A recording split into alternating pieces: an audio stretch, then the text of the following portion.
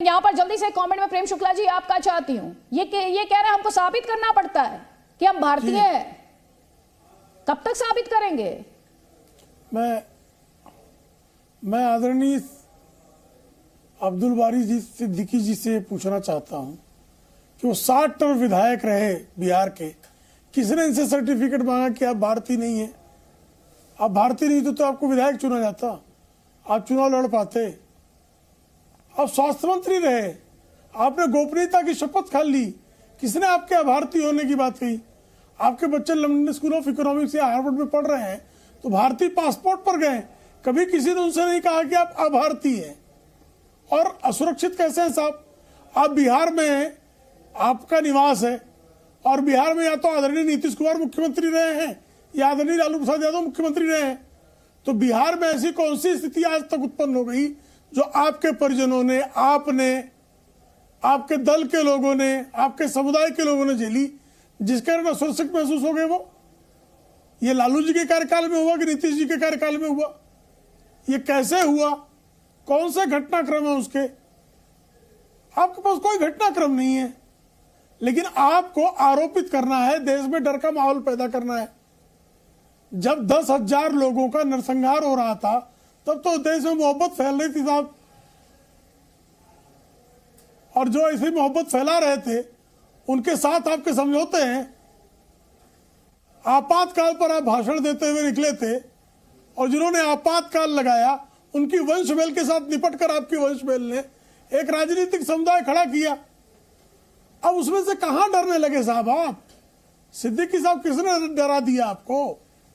किसने आपके भारतीयता पर जो प्रश्न चिन्ह लगाया? आप अनायास क्यों लोगों में भय फैला रहे हैं कि आप भारतीयता पूछी जा रही है? ठीक है, जवाब लीजिए इस पे। हाँ, अगर बांग्लादेश से 2 करोड़ लोग आए हैं, इस पे जवाब 2 करोड़ लोग आए, और आज संसद में आपके साथी के जमाने में कहा जा रहा था, तो भाई उनके बारे में पूछा जाए तो उसमें आपको आपत्ति क्या हो रही है? ठीक है, पहले उनका जवाब ले लीजिए। उन्हें क्या आपत्ति हो रही है, जवाब ले लीजिए। अब्दुल बारी सिद्दीकी जी ये कह रहे हैं आप 7 टाइम एमएलए रहे, ये कह रहे हैं आप जिस पार्टी से ताल्लुक रखते हैं वो सत्ता में है, ये कह रहे हैं आपने एक लंबा आपका राजनीतिक करियर रहा, तब आपको ये सब बातें याद नहीं आई? तब आपसे किसी ने सबूत नहीं मांगा कि आप भारतीय हैं? नहीं, एक्चुअली क्या है ना कि मैं तो भारतीय हूँ, भारतीय संविधान में मेरा विश्वास है, निष्ठा है, मगर जो भारत का संविधान का मुख्य 4 स्तंभ है कि sovereign India, democratic India, secular India, socialist India, मगर जो स्तंभ है मैं संविधान का, उस पे कौन लोग सवाल उठा रहे हैं? ये चर्चा का विषय है, चर्चा चलाइए कि कौन लोग भारतीय संविधान की मूल आत्मा जो है उस पर सवाल उठा रहे हैं। कौन लोग ये कहते हैं कि संविधान को बदल कौन लोग कर रहे हैं ऐसा? अगर आपको ये आशंका है तो आप खुलकर बोलिए। हाँ, तो आप बोलिए, आप बैठे हुए हैं जी न्यूज के मंच पर, बोलिए ना कौन लोग हैं जो संविधान को बदल देना चाहते हैं आपके हिसाब से? मूलभूत सिद्धांतों को जो खत्म कर रहे हैं, आप बताइए। भाई ऐसा है, हमसे ज्यादा वास्ता पॉलिटिकल पार्टी के नेताओं से आपको पड़ता है, और संविधान में जो प्रदत्त अधिकार है उसको हमारा, हम उस अधिकार को उसको जारी रहे, कायम रहे, उस पे हम लड़ते हैं और लड़ते रहेंगे। जी अब्दुल बारी सिद्दीकी जी, देखें, मैं यहाँ ये जानना और समझना चाह रही हूँ कि आपको क्या चीज डरा रही है। क्या वाकई आप डरे हैं या आप संख्यकों को डरा भर रहे हैं? मैं ये जानना और समझना चाह रही हूँ, क्योंकि ये आपके स्टेटमेंट के बाद कई लोग जानना और समझना चाह रहे हैं। न हम डरे हैं और न हमारी हैसियत किसी को डराने की है। न हम डरे हैं, न हमारी हैसियत किसी को डराने की है। डराने की जिनको हैसियत है, मैं माफ कीजिएगा अगर हम ये प्रसंग नहीं, आप डरे तो नहीं है, लेकिन माहौल ठीक नहीं है, ये तो आप ही कह रहे थे। आप बता रहे हम न डरे हैं और न डरेंगे, समझा कि नहीं? जो लोग डराने वाले हैं वो डराते रहे, हम मरेंगे भी, डरेंगे नहीं। और दूसरी बात, जो लोग ये कहते हैं कि साहब यह देश मेरा है, हमारा कहना है कि यह देश हम सबों का है, इस देश की संस्कृति हम सबों की है। इस अरे देश सर, आप में खुलकर ये जो बात नहीं कह पा रहे लोगों ने अपना हैं। खून जब आप ये पसीना कहते हैं लगाया, देश का वो माहौल सबका ठीक नहीं योगदान है, आप उन लोगों को नेम नहीं कर पा रहे। हाँ हाँ सर, अब किसी विशेष व्यक्ति का, किसी पार्टी विशेष का कोई नहीं कह रहा है कि उसका किसी का कॉपीराइट है योगदान पर देश की आजादी के संघर्ष में या देश के विकास में। ये कंफ्यूजन वैसे भी किसी को होनी नहीं चाहिए।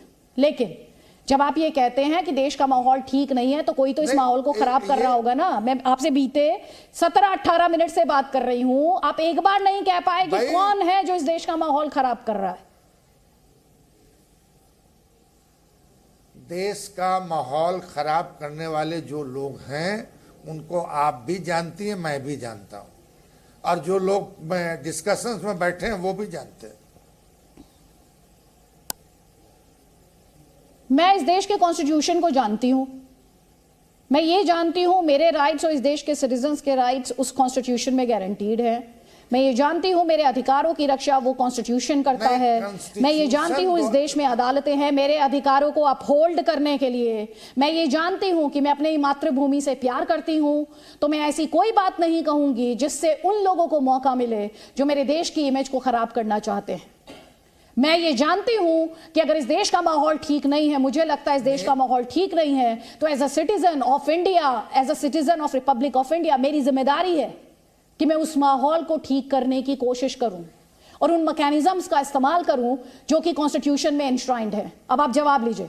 उदित राज जी, मैं पिछले 17-18 मिनट से इनसे बात कर रही हूं, अभी तक इन्होंने एक बार मुझे नहीं बताया कि कौन है जो इस देश का माहौल खराब कर रहा है। आप बता दीजिए।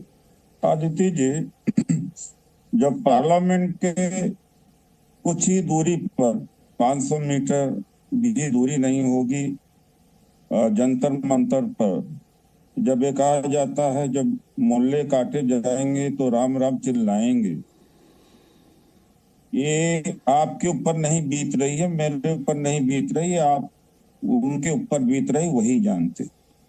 प्रवेश वर्मा ने वहां पर अभी कुछ महीने ही पहले, 2 महीने पहले कहा कि इनका पूरा बायकॉट होना चाहिए, इनको अपने घरों में कोई काम नहीं देना चाहिए। फिर नूह यहीं पर फिरोजपुर जुर्का के पास है, जिसमें बीजेपी का मंत्री शामिल रहा, जिसमें कहा कि मुसलमानों का बहिष्कार किया जाना चाहिए, जब मुल्ले काटे जाएंगे तो राम राम चिल्लाएंगे। उसमें कहा गया, प्रवेश वर्मा ने क्या कहा ये, और इस देश के केंद्रीय मंत्री अनुराग ठाकुर ने क्या कहा, गोली मारो सालों को। जिसके ऊपर बीतती है वही जानता है। आप संविधान की दुहाई दे रहे हैं। कप्पन आज जा करके उसको बेल मिली है। कप्पन क्या अलीगढ़ में जो दलित लड़की के साथ बलात्कार हुआ था उसको कवर करने जा रहा था, बिल्सन बेज बरुआ को। सर सुनिए मेरी बात, उदित राज जी, स्वामी को या तो कहने दीजिए, संविधान की दुहाई दे रही उनके आने सुन लीजिए। आप सुन लीजिए मेरी बात, सुनिए ध्यान से। या तो छोड़ दूंगा, आप भी सुनिए, एक तरफा बात मत कीजिए सर। उनको गलत बात गलत होती है सर। आपको आवाज ऊंची करने की जरूरत नहीं है। मैं एक तो इन्हें सुन नहीं पा रही हूँ, इन्हें सुन नहीं पा रही हूँ ठीक से। मुसलमानों से ज्यादा हिंदू छोड़ रहे हैं। आपके कैमरा के बाहर ले चलिए, मैं चलता हूँ आपके यहाँ 5 स्टार होटलों में चलता हूँ, रेस्टोरेंट में चलता हूँ, और आपसे मैं बातचीत कराता हूँ प्राइवेटली। कौन ज्यादा हिंदू कहते हैं, अरे माहौल नहीं ठीक रह गया, अपने बच्चों को सब बाहर सेटल, पीयूष गोयल जी का बेटा हो, जावड़ेकर का बेटा हो, या किसी कितने बीजेपी के अपने देश में क्यों नहीं रख रहे हैं? वो खुद अपने घर में कहते हैं कि माहौल ठीक नहीं है। और आप, मैं गारंटी देता हूँ, मैं सर्वे कराने के लिए तैयार हूँ। चलिए किसी रेस्टोरेंट में, चलिए किसी क्लब में, चलिए किसी जगह, और प्राइवेटली ऐसे चर्चा करते करते 5-10 मिनट में लोग आ जाते हैं, अरे साहब माहौल बहुत खराब है देश का, न बिजनेस करने का माहौल है खराब, और न बिजनेस करने के लिए माहौल रह गया, न पढ़ाई का माहौल रह गया,